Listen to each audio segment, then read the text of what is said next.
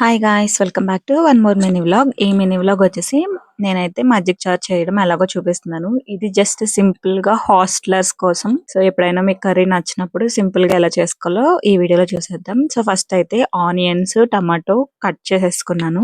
కుదిరినంత వరకు చాలా చిన్న చిన్న పీసెస్ కట్ చేసుకోండి, ఎందుకంటే దీన్ని మనం ఎక్కువ ఫ్రై చేయం. సో వన్స్ అవి రెండు కట్ చేసిన తర్వాత తాలింపు పెట్టుకోవడానికి కొంచెం ఆయిల్ వేసి వేడెక్కిన తర్వాత మీకు నచ్చిన తాలింపు దినుసులన్నీ వేసుకోండి. కంపల్సరీ మెంతులు అయితే వేయండి, ఎందుకంటే దీనికి మెంతులే మంచి టేస్ట్ ఇస్తుంది. సో అవన్నీ కొంచెం ఫ్రై అయిపోయిన తర్వాత ఒక గిన్నెలోకి కర్డ్ తీసి పెట్టుకుని దాంట్లో సాల్ట్ వేసి కలిపేసి పక్కన పెట్టుకోండి.